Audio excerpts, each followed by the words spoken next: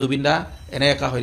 হৈ দিছে তেতিয়া অমিত প্ৰভাই কিয় নক'লে চিঞৰি দে মানে দাদাক উঠাই লৈ আহক যদি কোৱা হ'লে নহয় তেতিয়া তেহঁতে কি কৰিলে ওপৰত বোলে গৈ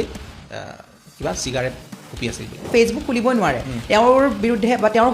হৈ ওকালতি কৰা মানুহ ওলাইছে এতিয়া বা বহু লোকে আপোনাৰ কৈ আছে যে জুবিনদাৰ চৰিত্ৰ খণ্ডনৰ চেষ্টা কৰিছে অমৃত প্ৰভাৰ নাম লৈ পেলাই কিন্তু এইখিনিতে মই সুধিব চেষ্টা কৰিম যেতিয়া অমৃত প্ৰভাও যে গৈছিলে সেই কথা কিন্তু বহুতে গম পোৱা নাছিলে আপুনি প্ৰথমতে কৈছিলে নেকি ন হয় আচলতে সেইটো বিষয়ে কওকচোন শ্ৰীমন্ত শংকৰদেৱক আমি মহাপুৰুষ বুলি কওঁ সেই মহাপুৰুষ আমি এইখন অসমত জুবিন গাৰ্গক পালোঁ কিন্তু আমি চিনি নাপালোঁ আৰু এতিয়া তেওঁক লৈ ব্যৱসায়হে আৰম্ভ কৰিছোঁ প্ৰত্যেকে ব্যৱসায় জুবিন দাক জীয়াই থাকোঁতে সকলোৱে পইচা বনোৱাৰ মেচিন কৰি পেলাইছিলে জুবিন দাই নিজে কৈছিল ৰীতা চৌধুৰী বাইদেউ ইণ্টাৰভিউটোত যে সিহঁতে মোক মেচিন বনাই পেলালে য়েছ সিদ্ধাৰ্থৰ নিচিনা শ্যামকানু মহন্তৰ নিচিনা এনেকুৱা বহুত আৰু যিমানখিনি আছে আৰু বহুত লোক আছে যিকেইগৰাকী কালপিতৰ কাৰণে যিকেইগৰাকী অভিযুক্তৰ কাৰণে আজি জুবিন দা এনেকুৱা হ'ল শ্যামকানু মহন্ত আৰু সিদ্ধাৰ্থ লগতে গৈছিলে শেখৰ অমিত প্ৰভা সন্দীপন যে এওঁলোকে মুকলি আকাশৰ তলত কেনেকৈ থাকিব এওঁলোকে কেনেকৈ মুকলি আকাশৰ তলত ঘূৰি থাকিব হয় আমি শুনিছিলোঁ যে সিদ্ধাৰ্থ আহি ঘৰত সোমাই আছে আমি সেই কথাটোৱে কৈছিলোঁ আমি সেইটোৱে চিঞৰিছিলোঁ যে যদি ঘৰত আহি সোমাইছে সি গ্ৰেপ্তাৰ কৰিব লাগে আমি প্ৰতিবাদ সেইকাৰণে কৰিছিলোঁ আৰু আমি এনেকুৱা ধৰণৰ কোনো বেয়া বা যি মিছা অভিযোগে আমাক মানে অভিযুক্ত সজাই আমাক জেল হাজতত প্ৰেৰণ কৰিলে আমি ন্যায়িক জিম্মাত থাকিব লগা হ'ল কাৰাৰুদ্ধ হ'ব লগা হ'ল আৰু সেইখিনি একো নাই কিন্তু জুবিন দাৰ কাৰণে সেইখিনি আমি ছেক্ৰিফাইচ কৰিছোঁ জুবিন ক্ষেত্ৰত গৈ তাতে দুটা চৰাই সদায় আহে আমি গ'লেই ওলাই আহে আৰু আমি যিখিনি কথা কওঁ মোৰ জন্মদিনে হওক তেওঁৰ জন্মদিনে হওক মানৱ জুবিন ককাইদেউৰ জন্মদিনে হওক বিশেষ দিনবিলাকতে যেতিয়া যাওঁ তেওঁৰ পৰা আশীৰ্বাদ বিচাৰোঁ যাতে তেওঁ সৃষ্টিৰাজি তেওঁ বিশাল সত্তাক আমি আগুৱাই লৈ যাব পাৰোঁ সংৰক্ষণ কৰিব পাৰোঁ সৃষ্টিৰাজিক টিকটক বুকুতে বাজিছে টিকটক মনেও জোকাইছে টিকটক উগুল থুগুলেই পোনচালে এটা কথা ক'ব লাগিব যে মগজুত কিবা বিকৃতি ঘটিলে এনেকুৱা ধৰণৰ কাৰ্যকলাপ মানুহে কৰে আমি সেইটো বুলিয়ে ভাবিছোঁ আৰু শিখা শৰ্মাৰ কাৰ্যকলাপ আগতেও আমি দেখি আহিছোঁ তেনেকুৱা ধৰণৰ আচৰণ কৰি আহিছে যিবিলাক জনমানসত তেখেতে নিজে সেৱা প্ৰতিপন্ন হৈ আহিছে হয়নে আৰু ৰাইজে তেওঁক কিমান ভাল বুলি কয় বা কিমান আৰু তেওঁক কি কৰি বা কেনেধৰণৰ সস্তীয়া প্ৰচাৰ লৈ মানে নিজৰ নামটো এষ্টাব্লিছ কৰিব খুজিছিলে প্ৰতিষ্ঠা কৰিব খুজিছিলে সেইখিনিতো আমাৰ ইতিহাসখন খুচৰিলে সকলোৱে দেখিবই কিন্তু এতিয়া জুবিন গাৰ্গৰ গানখিনি বেলেগৰ মুখত হয় কেতিয়াবা কোনোবাই গালে ভাল লাগে কিন্তু জুবিন দাই গালে যিটো মাদকতা আছে যিটো উচ্চাৰণ জুবিন দাৰ যিটো থ্ৰয়িং আৰু সেইখিনিয়েতো গৱেষণা বিষয় গৱেষণা কৰক ইয়েছ যে জুবিন দাই কি ধৰণে উচ্চাৰণ কৰিছিলে জুবিন দাই কি ধৰণে থ্ৰ' কৰে মৰম অ' গানেতি গুৱানা অ' মা হাত বুলাই দিয়া না অ' মা 11জন প্ৰৱাসী অসমীয়া আমি তেওঁলোকৰ যদি বিষয়লৈ যাওঁ তেওঁলোক তাত থাকেই নহয় জানো সেই পাৰ্টিলৈ আহোঁতে নিশ্চয়কৈ গাড়ী এখন লৈ আহিছে কোনো এজনেইতো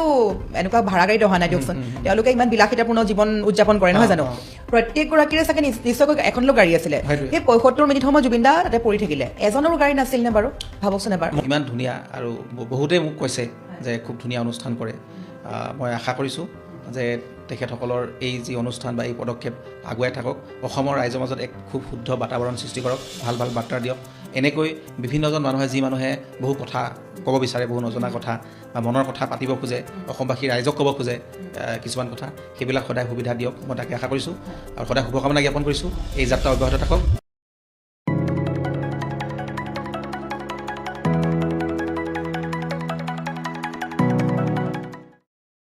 নমস্কাৰ পডকাষ্টৰ অন্য খণ্ডলৈ পুনৰবাৰ সকলোকে স্বাগতম জনাইছোঁ আৰু ইতিমধ্যে প্ৰিকেপ চালে আমাৰ প্ৰথমতে যিকেইটা ভিডিঅ' ক্লিপ আমি আগবঢ়াইছোঁ নিশ্চয় চাই গম পাইছে আমাৰ লগত আজি কোন আছে সকলোৰে পৰিচিত অজয় দা আছে আমাৰ লগত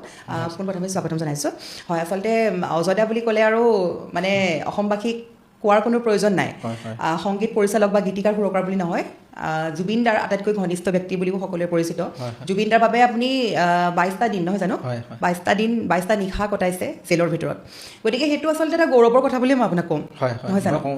হয় আপুনিও কয় আৰু আমিও ভাবোঁ জুবিন দাৰ কাৰণে যদি আপুনি জেল খাব লগাও হৈছে গৌৰৱৰ বিষয় যদি আমি সেই প্ৰসংগটোৰ পৰা আৰম্ভ কৰোঁ গানৰ মাজলৈও যাম জুবিন দাৰ কেনেকৈ লগ পাইছিলে জুবিন দাৰ লগত থকা যিকেইটা কালপ্ৰিট সেইকেইটাৰ বিষয়েও যাম তাৰ পূৰ্বে আপুনি জুবিন দাৰ কাৰণে 22টা নিশা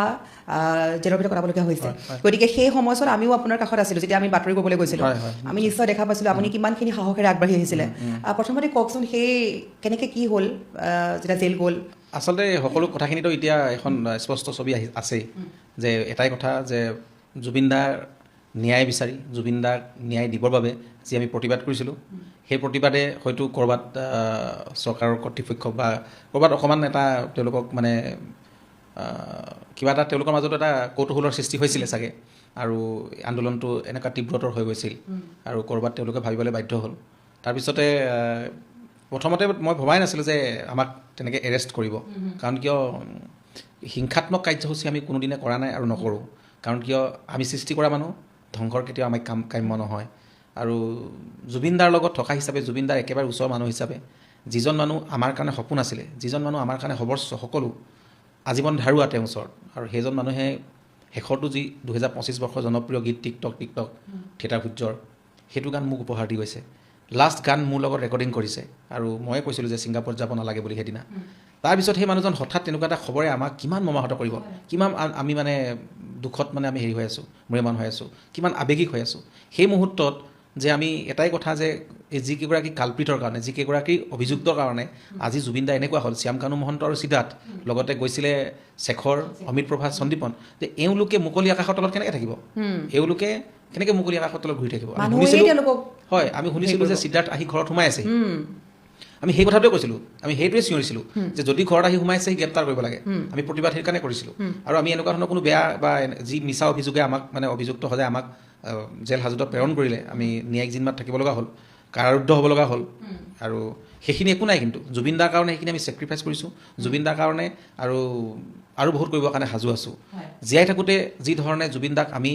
ভালদৰে ৰাখিবৰ কাৰণে তেওঁক মানে সুৰক্ষা প্ৰদান কৰিবৰ কাৰণে তেওঁক সংৰক্ষণ কৰিবৰ কাৰণে তেওঁক ধুনীয়াকৈ ৰাখিবৰ কাৰণে মানুহজনক সদায় চেষ্টা কৰিছিলোঁ তেওঁ বিতৰ্কৰে হওক বা সমালোচনাই যিবিলাকে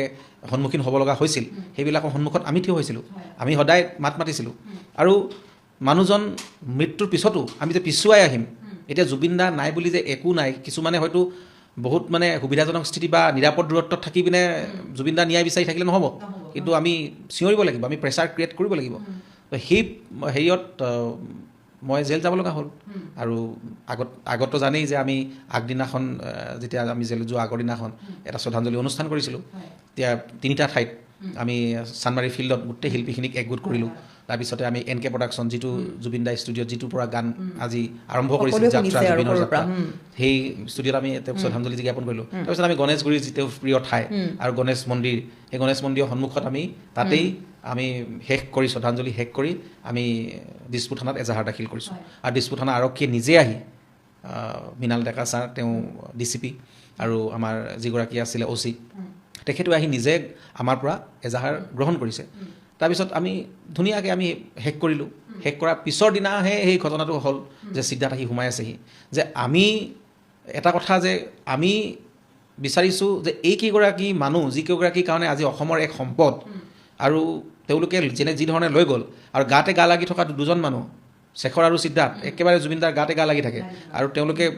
যি ধৰণে গৈছিলে তাৰপিছত মানুহজনক যি ধৰণে নিৰাপত্তা দিব লাগিছিল সুৰক্ষা দিব লাগিছিল যিধৰণে মানুহজনক চোৱা চিতা কৰিব লাগিছিল যিখিনি কথা কাৰণে জুবিন দাৰ ভাল হ'ব সেইখিনি নকৈ যিখিনি বেয়া হ'ব সিহঁতে সেইখিনিত তেওঁলোকে উদগনি দিছে সেইখিনি তেওঁলোকে উচতাইছে আজি জানেই যে জুবিন দা এটা সুস্থ অৱস্থাত নাই আৰু জুবিন দা শাৰীৰিকভাৱেও সুস্থ নহয় তাৰপিছতে তেওঁ অলপ মানে সুৰা গ্ৰহণ কৰি আছে তাৰপিছত সাগৰত কিহৰ কাৰণে তেওঁলোকে সাঁতুৰিব দিব এজন মানুহে সুৰা সেৱন কৰি আছে সেই মানুহজনক সাগৰত নামিব দিব জানো তাতে আকৌ লাইফ জেকেট নোহোৱাকৈ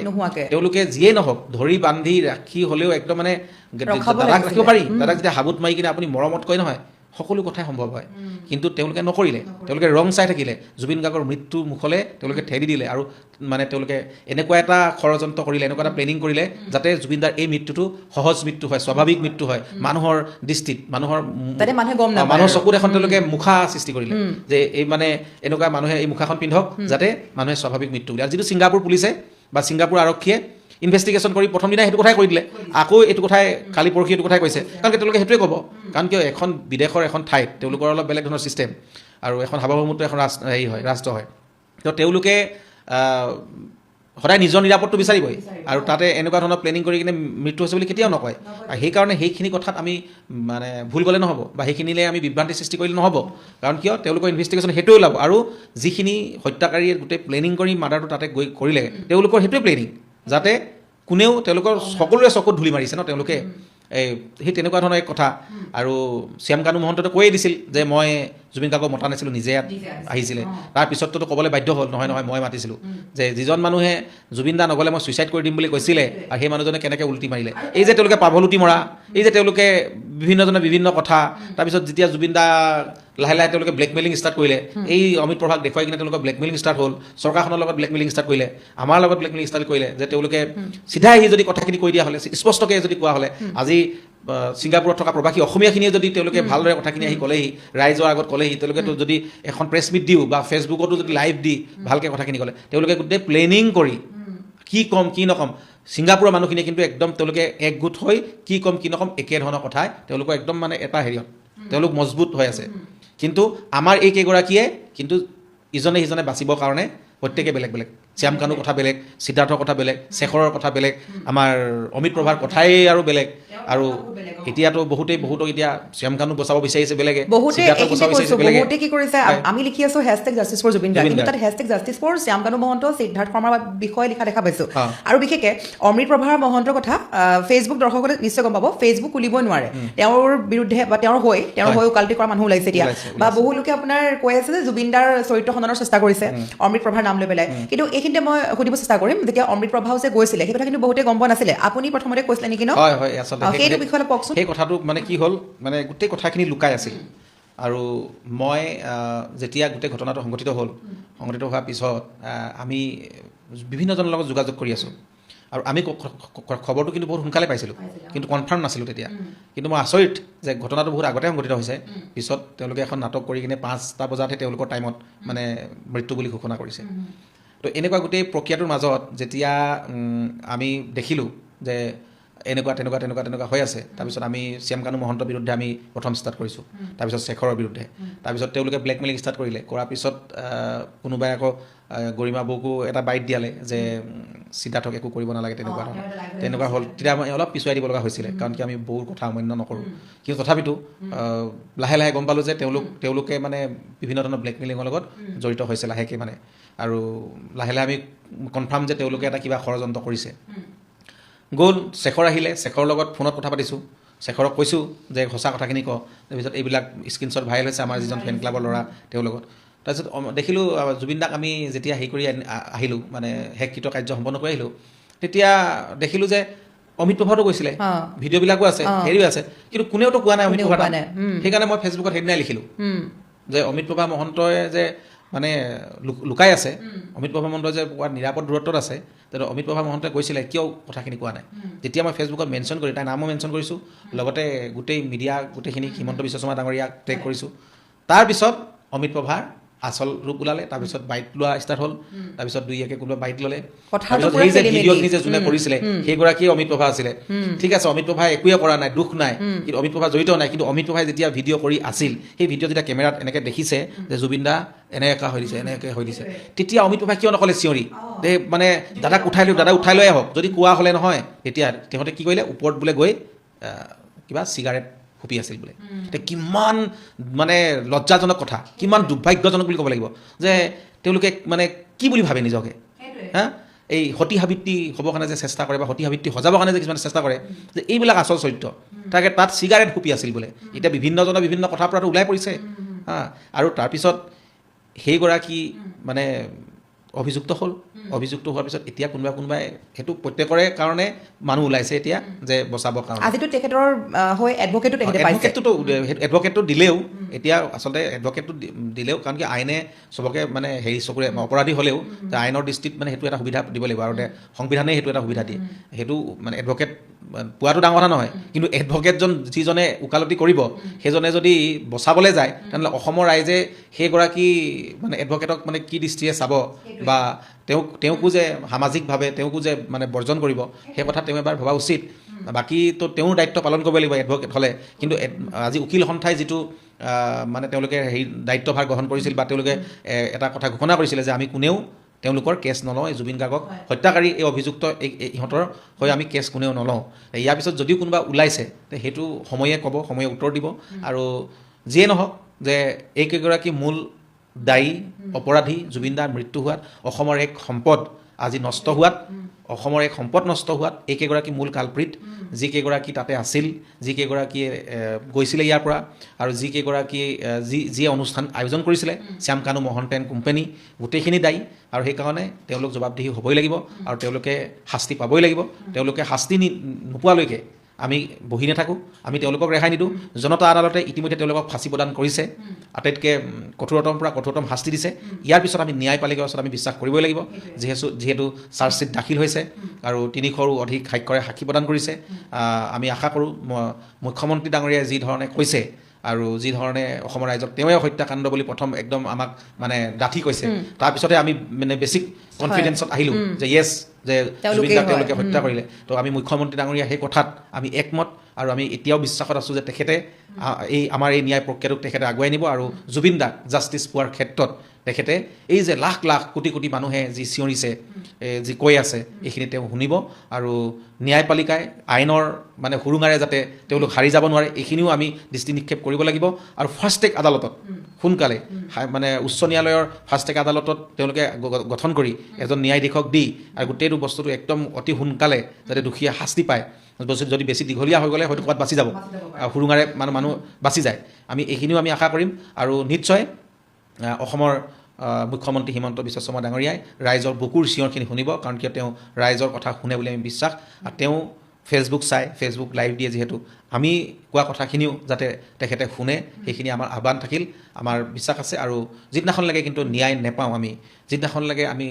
ন্যায়ালয়ে আমাক ৰায়দান নিদিয়ে যে এইকেইগৰাকী দোষী এওঁলোকক শাস্তি প্ৰদান কৰা হৈছে কঠোৰতৰ পৰা কঠোৰতম সেইদিনাখনলৈকে কিন্তু আমি শান্ত নাথাকোঁ কাৰণ কিয় জুবিন দাই ন্যায় নোপোৱালৈকে জুবিন দাৰ আত্মাই কেতিয়াও শান্তি নাপায় আৰু আত্মাই শান্তি নাপালে আমাক তেওঁ আত্মাই খেদি ফুৰিব কাৰণ কিয় আমি তেওঁক সঁচাকৈ মনে প্ৰাণে ভাল পোৱা তেওঁৰ কাৰণে সৰ্বস্ব উজাৰি দিব পৰা আমি একোগৰাকী তেওঁ অনুৰাগী তেওঁৰ লগত কাম কৰা আৰু জুবিন দাই যিহেতু কৈ গৈছিলে যে তই মোৰ লগত প্ৰফেচনেলি তই মিউজিক ডাইৰেক্টৰ হয় গান বনাও মোক গান গোৱা হয়তো বেলেগ কথা বছৰটোত তই মোক 10-12 লাখ টকা দিয় হয়তো বেলেগ কথা কিন্তু তই মোৰ ভাই হয় কাৰণ কিয় তই যি ধৰণে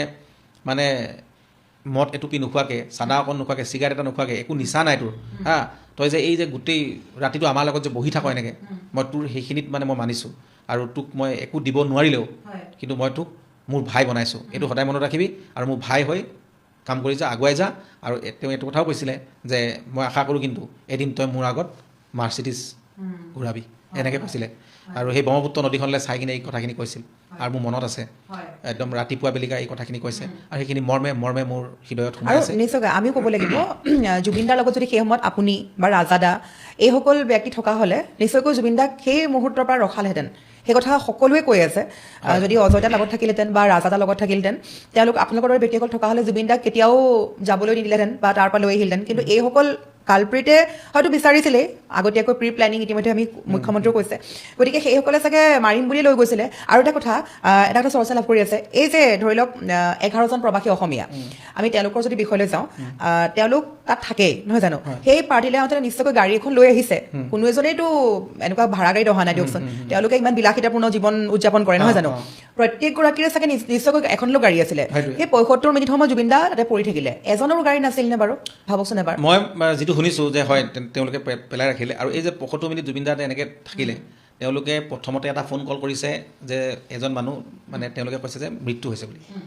মানে এম্বুলেঞ্চ লাগে আৰু তাৰপিছত আকৌ এটা ফোন কৰিছে যে ইমাৰ্জেঞ্চি মানে তেওঁ এনেকুৱা হৈছে চিজাৰ এটেক টাইপ হৈছে মানে হেৰি কৰিব লাগে ট্ৰিটমেণ্টৰ কাৰণে সোনকালে নিব লাগে তো দুটা ফোন তেওঁলোকৰ ফালৰ পৰা আহিছে তাৰপিছত জুবিন দাক এখন হেৰিয়ে লৈ অনা হ'ল পাৰলৈকে কিন্তু তেওঁলোক তাতে থাকি আহিছে গোটেইখিনি মানুহ অহা নাই তেওঁলোকে তাতে বহুত সময় ৰৈ তাতে প্লেনিং কৰিছে তাৰপিছত তেওঁলোক দেৰিকৈ আমি যিখিনি কথা শুনিছোঁ দেই এইখিনি কথা আমি অহুকানে পহুকানে বা বিভিন্ন সংবাদ মাধ্যমৰ জৰিয়তে বিভিন্নজনৰ মুখে এতিয়া বহুত কথা আমি গম পাইছোঁ উমান পাইছোঁ অৱগত হৈছোঁ তো ডেফিনেটলি তেওঁলোকে তাতে হেমাহি কৰিছে আৰু তেওঁলোকে নিজক বচাবৰ কাৰণে পিছৰ প্লেনিংখিনি কৰিলে তেওঁলোকৰ ক্ৰাইম সেইটোৱেই যে জুবিন দা ঠিক আছে জুবিন দা তাতে মৃত্যু হ'ল এই কালপিত কেইগৰাকীয়ে মানে তেওঁলোকে কিবা এটা প্লেনিং কৰিছিলে সেই প্লেনিঙত ছিংগাপুৰৰ প্ৰৱাসী অসমীয়াসকলেও আছিলে তেওঁলোকৰ চকু ধূলি মাৰিলে কিন্তু তেওঁলোকৰ এটা দায়িত্ব আছিল যে জুবিন দাক যিকোনো উপায়ে বচাব লাগে আনিব লাগে তেওঁলোকে তাতে হাঁহি খিকিন্দালি মাৰি আছিল অত্যাধিক তেওঁলোকৰ মানে অতুৎসাহী তেওঁলোকৰ ইমান বেছি উৎসাহ ইমান বেছি মানে গান নাচ মানে তেওঁলোকে খুৰাৰ মানে হেৰিয়ত ৰাগীত মানে মাতাল হৈছিলে সেই মাতালৰ কাৰণে আৰু তেওঁলোকৰ সেইখিনি আৰু ক'ৰবাত নহয় ক'ৰবাত হেমাহিৰ কাৰণে আজি জুবিন দাক আমি আমাৰ মাজত হেৰুৱালোঁ তেওঁলোকে যদি কিছুমান বস্তু আগতেই চিন্তা কৰা হ'লে যে তেওঁলোকেও যদি এটা কথা ভবা হ'লে যে জুবিন দা ইমান বেছি মানে হেৰি ফুৰাৰ মানে নিচা হৈ আছে যে মানুহজনক আমি পানীত নামিব নিদিওঁ আমি যাম ইহঁতত যাম আমি ফূৰ্তি কৰিম গুচি আহিম কোনেও আমি মানে পানীত নানামো কিন্তু এই ছিংগাপুৰত থকা কোনোবা এজন প্ৰৱাসী অসমীয়া প্ৰথম বোলে নামিছে পানীত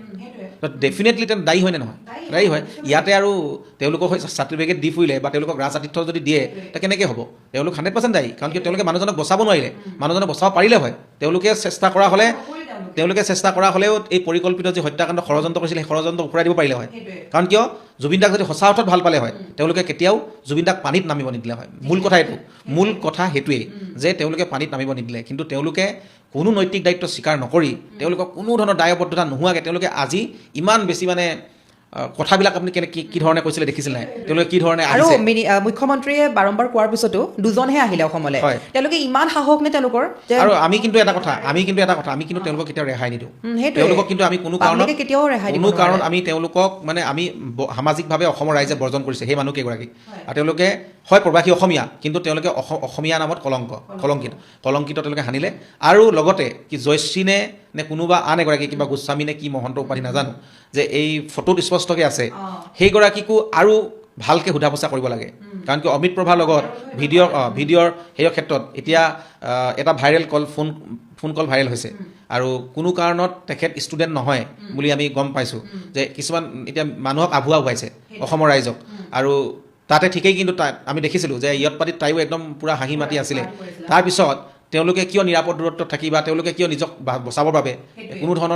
ধৰণৰ সহযোগ কৰা নাই আৰু তেওঁ সাক্ষী তেওঁ কি ধৰণৰ সাক্ষ্য প্ৰদান কৰিছে সেইটো এটা ডাঙৰ কথা তেওঁ কি ষ্টেটমেণ্টত কি কৈছে হয় আৰু তেওঁকো মোৰ মতে যে আনিব লাগে এইবিলাক গোটেইবিলাক আউটালে আনিলেহে আচলতে জুবিনদাৰ যিটো ন্যায় প্ৰক্ৰিয়া এইটো সঠিক মানে ৰূপে যাব আমাৰ আশা কৰোঁ এইটো 18 কেছ নম্বৰ তাৰপিছত 19 আৰু এটা আছে ইয়াৰ পিছত যিটো আৰু এখন চাৰ্জশ্বিট হ'ব বুলি কৈছে আৰু ইয়াৰ লগত জড়িত আৰু কোনোবা লোক হয়তো থাকিব পাৰে জুবিন দাক যিহেতু COVID-19 পিছৰ পৰা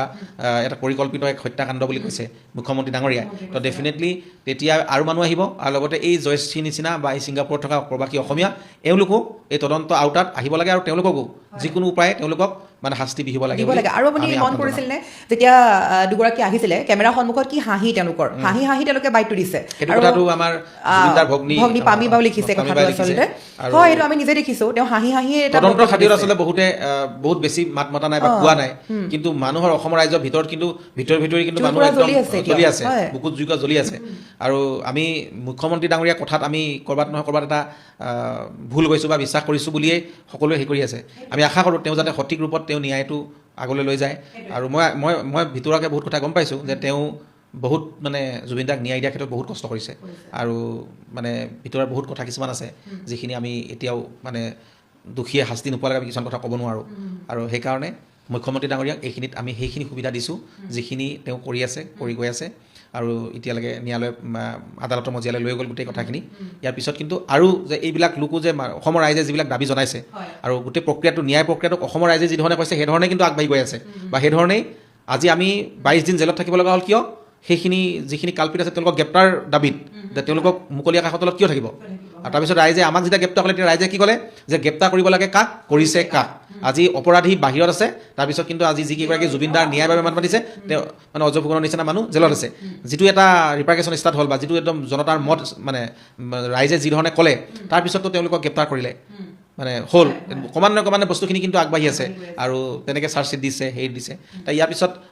গোটেই প্ৰক্ৰিয়াটো আগবাঢ়ক আৰু ঈশ্বৰ পুত্ৰ ভগৱান জুবিন দাই ন্যায় পাবই এইখিনি আমাৰ বিশ্বাস আৰু আমি জুবিনদাৰ লগত আমি সদায় যেতিয়াই মন যায় আমি কথা পাতোগৈ তেওঁ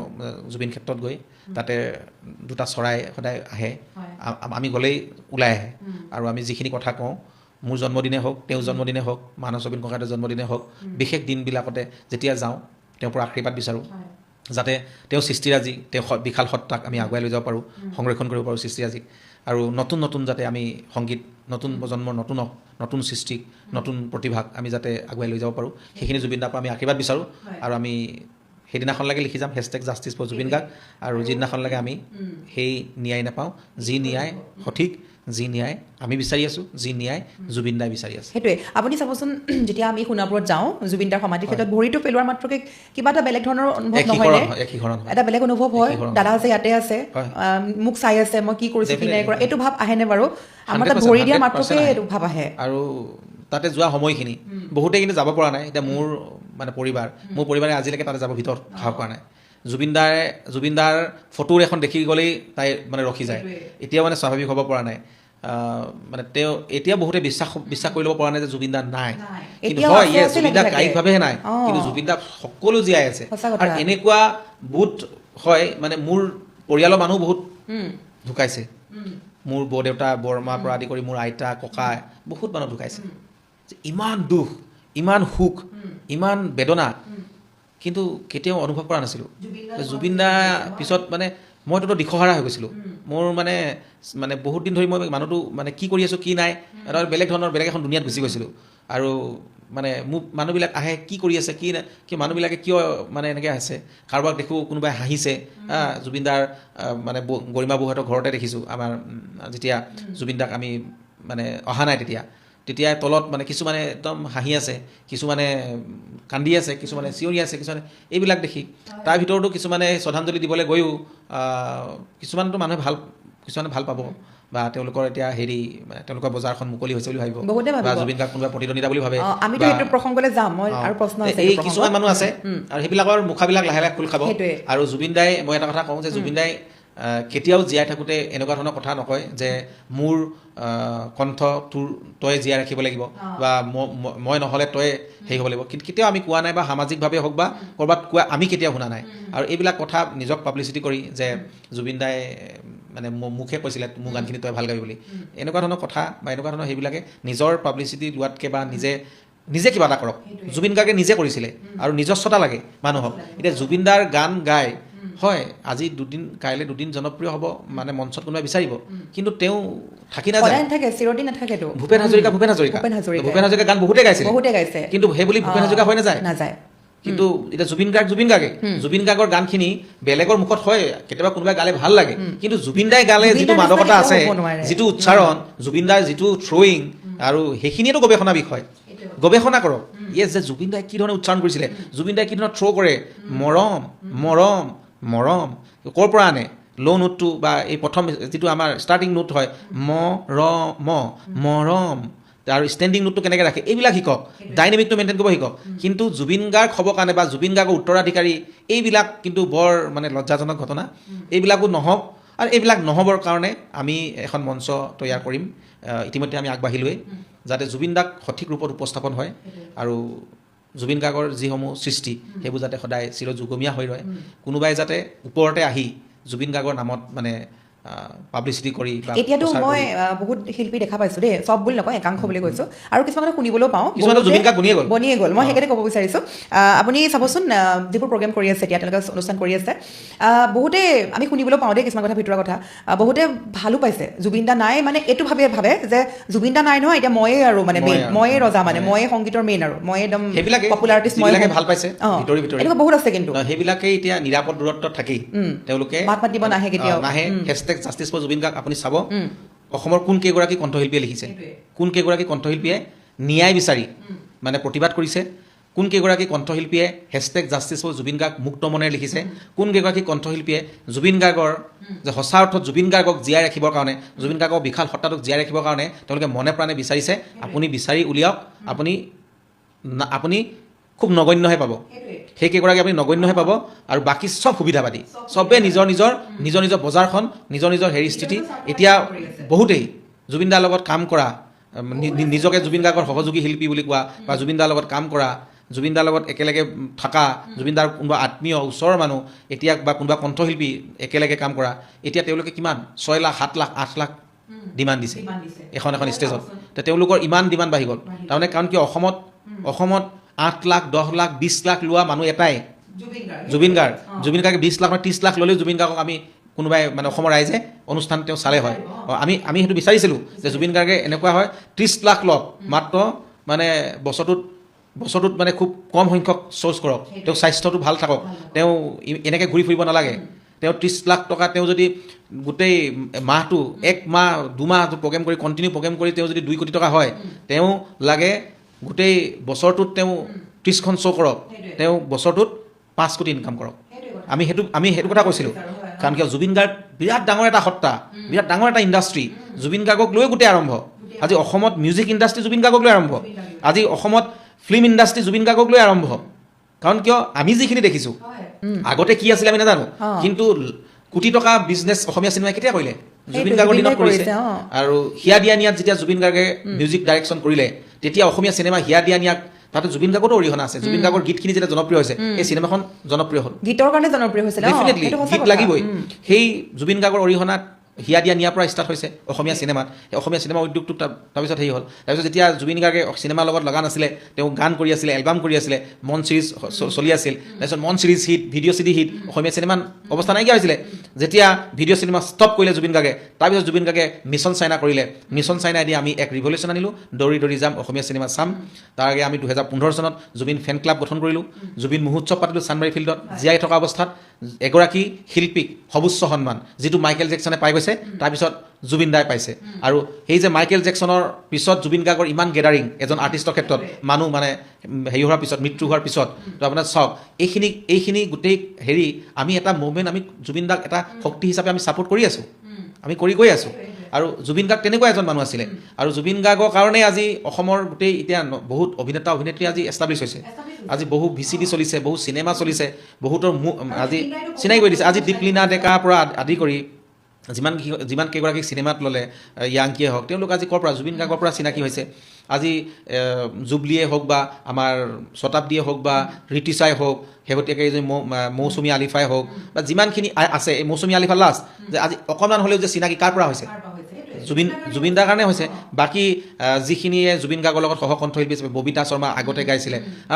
জুবিন ভিতালী দাসে জুবিন গাৰ্গৰ লগত মেক্সিমাম বিহু হিট হৈছিলে। আৰু সেই তাতে ভিতালী দাসৰ প্ৰতিভাটো জুবিন গাৰ্গৰ গীতৰ মাধ্যমেৰে মানুহে পাইছিলে। ভিতালী বা এষ্টাব্লিছ হৈ গ'ল। আৰু সেইখিনি ভিতালী বাই স্বীকৃতি সদায় দিয়ে যে জুবিন মোৰ এটা বেলেগ ধৰণৰ হেৰি। তো এনেকুৱা ধৰণৰ গোটেই জুবিন গাৰ্গৰ কাৰণে এটা গোটেই আজি জানমণি, অঞ্জনা, জোনবাই,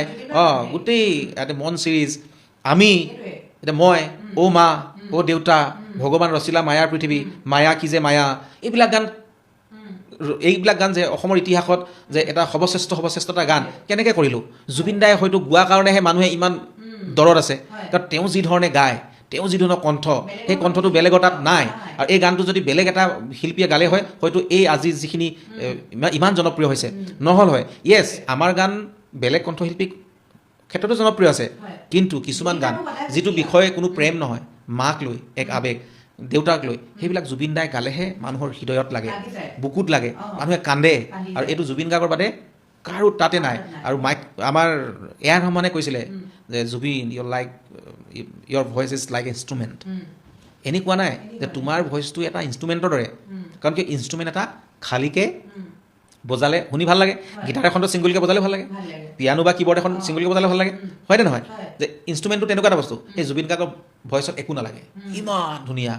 আৰু কওকচোন আপুনি জুবিন গাৰ্গৰ কোনটো বস্তুত গ্লেমাৰ নাই? জুবিন দা যদি আজি আপোনাৰ ইয়াত এখন চিটত যদি জুবিন দা থকা হ'লে আপোনাৰ কিমান ডাঙৰ গ্লেমাৰ, আপোনাৰ এইটো কিমান মানুহে চালে হয়। জুবিন দাৰ ভইচটো গ্লেমাৰ আছে, জুবিন দাৰ ফটোখন গ্লেমাৰ, জুবিন দাই কিবা এটা কৰক, প্ৰতিটো বস্তুত জুবিন গাৰ্গ। আৰু এই বস্তুটো মানে সহজে কৰিব নোৱাৰে। আৰু তেওঁ ঈশ্বৰ পুত্ৰ আছিলে, এইটো ভগৱান গড গিফ্টেড, ভগৱানৰ বৰদান আছিলে, অৱদান আছিল, ভগৱানৰ দান। এগৰাকী ঈশ্বৰ পুত্ৰক আমি ভগৱান ৰূপী মানুহক পাইছোঁ। আমি য'ত শ্ৰীমন্ত শংকৰদেৱক আমি মহাপুৰুষ বুলি কওঁ, সেই মহাপুৰুষ আমি এইখন অসমত জুবিন গাৰ্গক পালোঁ, কিন্তু আমি চিনি নাপালোঁ। আৰু এতিয়া তেওঁক লৈ ব্যৱসায়হে আৰম্ভ কৰিছোঁ, প্ৰত্যেকে ব্যৱসায়। জুবিন দাক জীয়াই থাকোঁতে সকলোৱে পইচা বনোৱাৰ মেচিন কৰি পেলাইছিলে। জুবিন দাই নিজে কৈছিল ৰীতা চৌধুৰী বাইদেউ ইণ্টাৰভিউটোত যে সিহঁতে মোক মেচিন বনাই পেলালে। য়েছ, সিদ্ধাৰ্থৰ নিচিনা, শ্যামকানু মহন্তৰ নিচিনা এনেকুৱা বহুত আৰু যিমানখিনি আছে, আৰু বহুত লোক আছে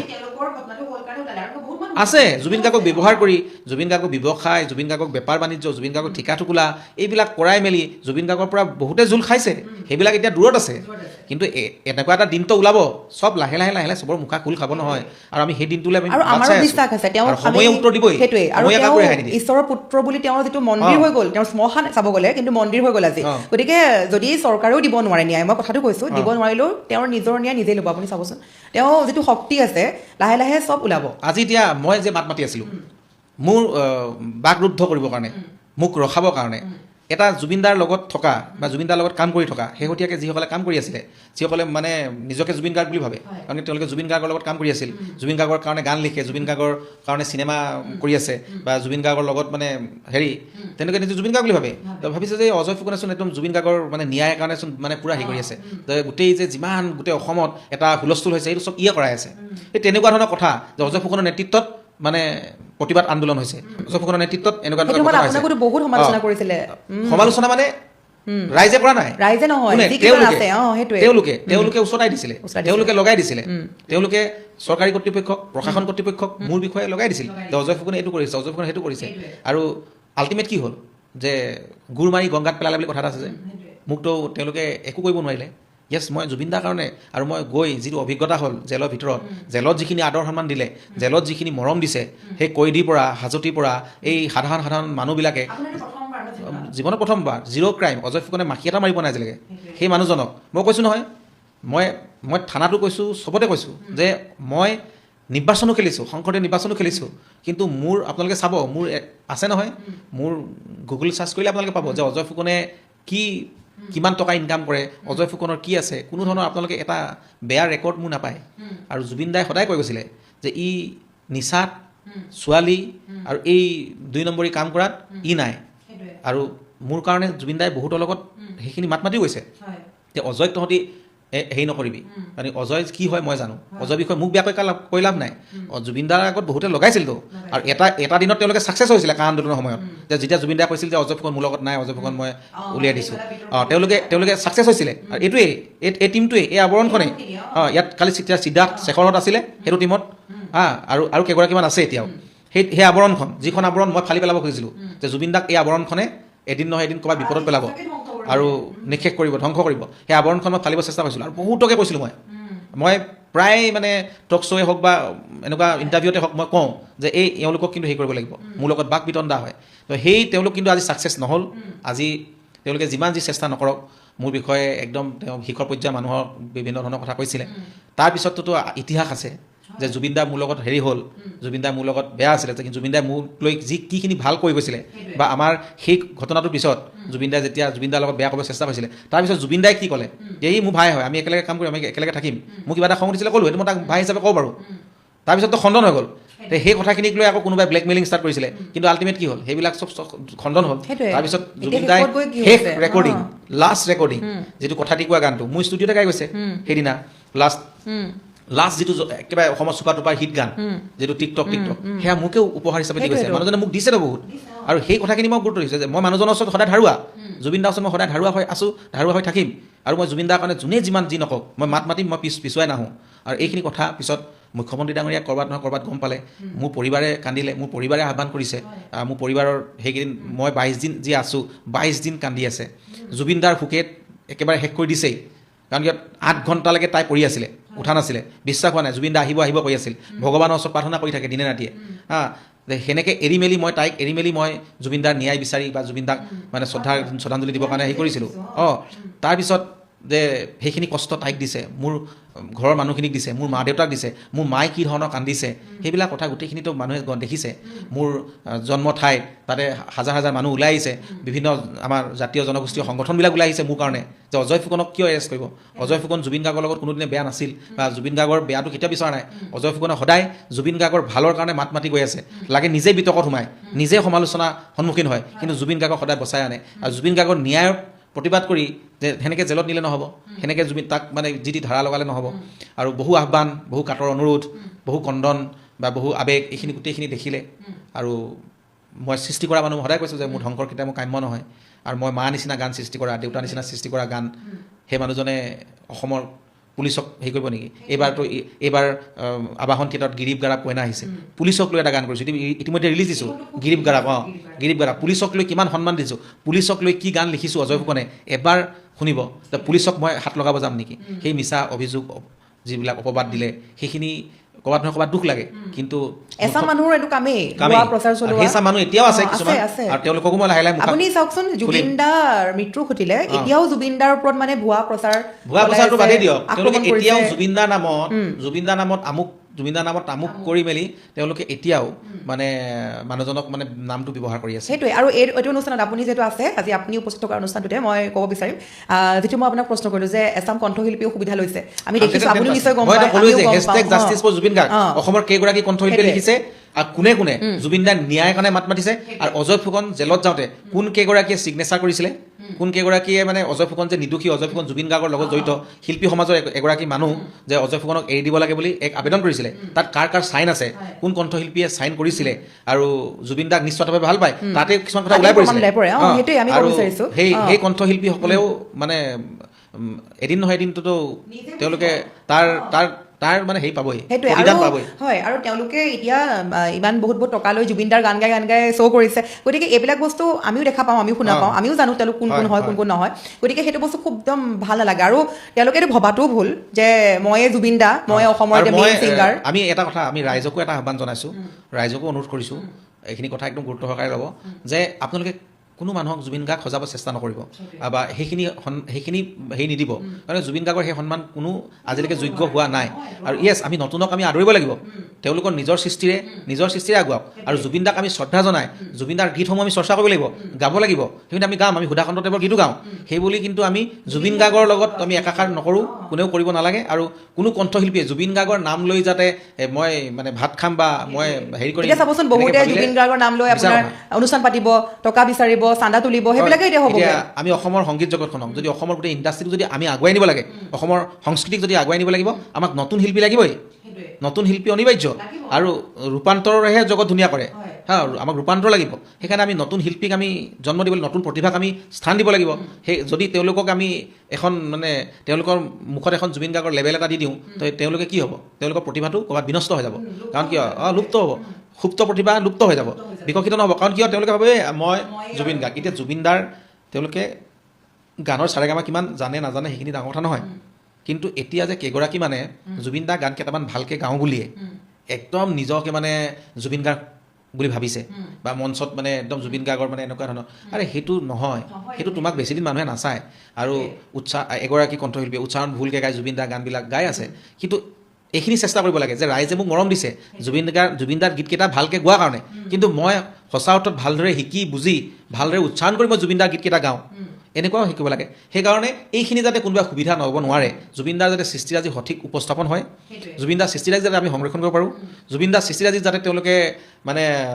হেৰি নকৰে মানে বিকৃতকৰণ নকৰে তাৰ কাৰণে আমি ব্যৱস্থা লৈ আছোঁ অসমত এখন বিৰাট ডাঙৰ এখন মঞ্চ হ'বলৈ গৈ আছে আৰু জুবিন দাৰ নামত সেই মঞ্চখনে গোটেই কথাখিনি মানে দৃষ্টি নিক্ষেপ কৰিব গোটেই কথাখিনি থাকিব আৰু তাত আমি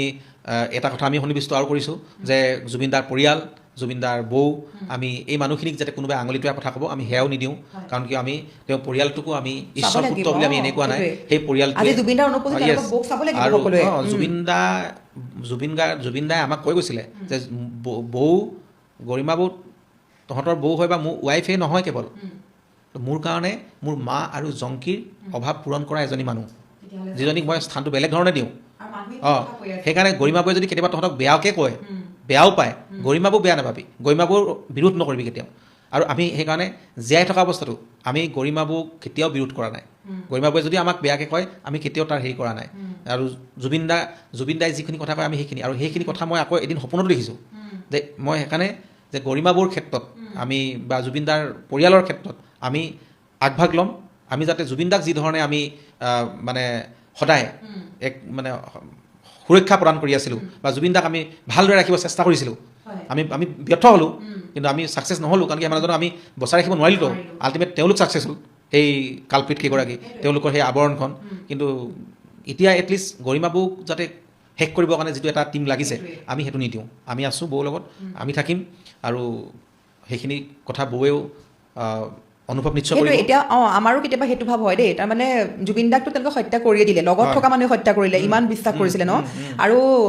যেতিয়া সেইসকলে যে গৰিমা বৌকো কিবা নকৰিব এনেকুৱা কিবা ভয় লাগে আৰু গৰিমা বৌয়ে জুবিন দা ইমান মানুহজন শিশুসুলভ মানুহ গৰিমা বৌয়ে সদায় নিজৰ সন্তানৰ দৰে জুবিন দাক কৰে আমি দেখা পাওঁ ন কিছুমান বস্তুত তেওঁ আচলতে নিজৰ শিশুৰ দৰে জুবিন দাক মৰম কৰিছিলে আৰু সেইগৰাকী এতিয়া বৌক জুবিন দা নথকা অৱস্থাত কেতিয়াবা এনেকুৱা আমাৰো ভাৱ হয় তেওঁক কেতিয়াবা এনেকুৱা কিবা কৰিব নেকি হত্যাকাৰী কেইটা জুবিন দাকে হত্যা কৰিলে আৰু গৰিমা বৌৰ ওপৰত যে কিবা বেয়া ভাৱ নানিব কি কথা আছে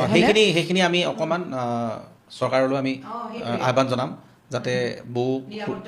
জুবিন দাৰ পৰিয়ালক অকণমান নিৰাপত্তাটো তেওঁলোকে অকণমান চকু ৰাখে আমি আমাৰ ফালৰ পৰাতো আছেই আমি খবৰ লৈ আছোঁ যদিও আমি একেবাৰে গাতে গা লাগি থকা নাই আমি খবৰ লৈ আছোঁ আৰু আমি এইটোত আছোঁ যে কোনোবাই যদি আঙুলি টুৱাব আমি সেই আঙুলি বেকা কৰিবলৈ আমি সাজু আছোঁ আৰু আমি সেইটোত আমি আছোঁ কোনোবাই বেয়াকৈ ক'ব কোনোবাই জুবিন দাৰ চৰিত্ৰ হনন কৰিব যাব এইবিলাকত আমি আছোঁ আৰু এইবিলাক নিদিওঁ আকৌ লাগে প্ৰতিবাদ হ'ব আকৌ লাগে আমি ৰাজপথত নামিম যদি তেনেকুৱা হয় আৰু এইখিনি আমি আহ্বান জনাইছোঁ বিশেষকৈ মুখ্যমন্ত্ৰী ডাঙৰীয়াক আৰু তেখেতক মই মোৰ ফালৰ পৰা মই ধন্যবাদ আৰু কৃতজ্ঞতা জ্ঞাপন কৰিমেই মোৰ কথাখিনি তেওঁ মোক ক'ৰবাত নহয় ক'ৰবাত বুজি পালে আৰু যিখিনি কথা তেওঁ কাণত পেলাইছিলে বেলেগ ধৰণে যে অজয় ফুকন এনেকুৱা তেনেকুৱা কিন্তু পিছত তেওঁ অনুভৱ বা মানে কৰিলে যে নহয় আৰু যিটো কাৰণত আজি অজয় ফুকন মই মুকলি আকাশৰ তলত আছোঁ বা মোক বেলেগ ধৰণৰ কঠোৰ মানে কিবা মোৰ ওপৰত মানে তেওঁ নহ'ল আৰু যিটোত মই ধন্যবাদ দিবই লাগিব সেইকাৰণে তেওঁক মই আকৌ এবাৰ আহ্বান জনাম যে আপুনি যিমানখিনি কৰিছে জুবিন দাৰ কাৰণে আমি জানো আমি ভিতৰুৱাকৈ আমি বহুত কথা গম পাওঁ তেওঁ বহুত অপ্ৰাণ চেষ্টা কৰিছে আৰু তেওঁ বহুত দিন বহুত ৰাতি খোৱা নাই আৰু জুবিন দাক ভাল পায় 2015 চনতে আমাৰ লগত জুবিন গাৰ্গ ফেষ্টিভেল পাতোঁতে তেখেতে মানে হেৰি মাৰিছিলে পোষ্টাৰ মাৰিছিল মোৰ লগত আছেই ফটোখন মই লাগিলে দি দিম দেখুৱাই দিব ৰাইজক কাৰণ সেনেকুৱা এগৰাকী মুখ্যমন্ত্ৰী তেতিয়া তেওঁ মন্ত্ৰী আছিলে এতিয়া আজি মুখ্যমন্ত্ৰী হ'ল আৰু মই আশা কৰোঁ গৰিমাবু সুৰক্ষাৰ ক্ষেত্ৰত গৰিমাবুহঁতৰ গোটেই পৰিয়ালক অকণমান তেওঁ যাতে খবৰ লৈ থাকে যাতে কোনেও আঙুলি টুৱাব নোৱাৰে তেওঁ এইটোত মানে অলপ তেওঁ দৃষ্টি নিক্ষেপ কৰিলে আৰু ভয় খাব যিখিনিয়ে কৰি আছে আৰু যিবিলাকে এনেকুৱা কাম কৰি আছে সেই তেওঁলোককো বোধ হয় মই আশা কৰোঁ যে তেওঁলোককো মাতি আনি যে সোধা পোছা কৰিব লাগে আৰু যদি কিবা ইণ্টেনশ্যন পোৱা যায় তেওঁলোকক সেইবিলাক মানুহকে জেলত পঠাব লাগে এই জুবিন দাৰ ন্যায় বিচাৰি যিবিলাকে প্ৰতিবাদ কৰিছে সেইবিলাকক মানে জেলত সোমোৱাতকৈ মই ভাবোঁ আমি আৰু কথা পাতিম লগতে আপোনাৰ টিকটক গানটো যে জুবিন দাৰ জীৱিত 2025 বৰ্ষৰ জীৱিত কালৰ আপোনাক সেইটো শেষ উপহাৰ বুলি ক'ব লাগিব যিটো খুবেই হিট গানটো অকণমান দুআষাৰ যদি গাই দিয়ে ভাল লাগিব মোৰ সপোনেও খেলিব তুমি আহিলে হিয়া ফুল ফুলিব তুমি আহিলে মৰমেও নাচিব তুমি আহিলে ঐ বাৰে বাৰে মনে তোমাকেই বিচাৰে বিচাৰে বিচাৰে ও টিকটক টিকটক বুকুতে বাজিছে টিকটক টিকটক মনেও জোকাইছে টিকটক টিকটক উগুল থুগুলেই কিয় হয় গানটো খুব বহুত ভাল লাগে গানটো আচলতে আৰু জুবিন দাৰ কণ্ঠত মানে ভাবিলে দুখো লাগে কেতিয়াবা হয়নে আৰু এটা গান মই গাবলৈ আপোনাক ৰিকুৱেষ্ট কৰিম মানে আজি জুবিন দা নাই যিহেতু আপুনি লিখিছে গানটো গতিকে আপোনাৰ মুখৰ পৰা নুশুনো দৰ্শকৰো নিশ্চয় বেয়া লাগিব অ' মা গানটো যদি এবাৰ গায় সেই গানটো শুনিলে নিজৰ মালে মনত জুবিন দাৰ কাৰণে মই বহুত গানেই সৃষ্টি কৰিছোঁ হয় হয় অসমৰ মিউজিক ডাইৰেক্টৰ হিচাপত মানে বহুত বেছি সংখ্যক মিউজিক ডাইৰেক্টৰ হিচাপে জুবিন দাই মোৰ গান বহুত গাইছে আৰু থিয়েটাৰৰ বিশেষকৈ থিয়েটাৰ চিনেমা 500ৰো অধিক গান দাদাৰ লগত কাম কৰিছোঁ আৰু মোৰ ষ্টুডিঅ'ত প্ৰায় 1500ৰো অধিক তেওঁ গাইছে আৰু মই অসমৰ সংগীত জগতত মোৰ 3-4 হাজাৰমান গান কমপ্লিট কৰিলোঁ চাগে বহুত গান কৰিলোঁ তাৰ ভিতৰত সেই 3টা শব্দ শ্ৰেষ্ঠ সদায় মই কওঁ যে মা দেউতা ভগৱান আৰু গোটেই 3টা গীতেই মই সৌভাগ্য জুবিন দাৰ কণ্ঠত থাকি গ'ল আৰু অসমৰ ৰাইজে বহুত মৰম দিলে বহুত ধুনীয়া চিৰসেউজ গান আৰু গানটো শুনিলে হৃদয়ত স্পৰ্শ কৰে আৰু সেইকাৰণে এই মা গানটো মোৰ এটা শ্ৰেষ্ঠতম উপহাৰ মানে জুবিন দাৰ ফালৰ পৰা আৰু জুবিন দা মোৰ ফালৰ পৰা অসমৰ ৰাইজলৈ আৰু আমিও সৌভাগ্য আপোনালোকৰ কাৰণে আজি এইটো ইমান ধুনীয়া গীত উপহাৰ মই সেইকাৰণে কৈছোঁ যে মা নিচিনা গান শুনিছে মানুহে এই জুবিন দাৰ দৰদী মাতটো আৰু সৃষ্টিটো বাৰু আমি কৰিছোঁ সৃষ্টিকৰ্তা হিচাপে বেলেগ কথা কিন্তু জুবিন দাই গায়ো এটা মাদকতা প্ৰদান কৰিছে আৰু যেতিয়া গানটো সৃষ্টি কৰি আছিলোঁ তেতিয়াই অনুমান কৰিছিলোঁ এইটো গান ৰাইজে ভাল পাব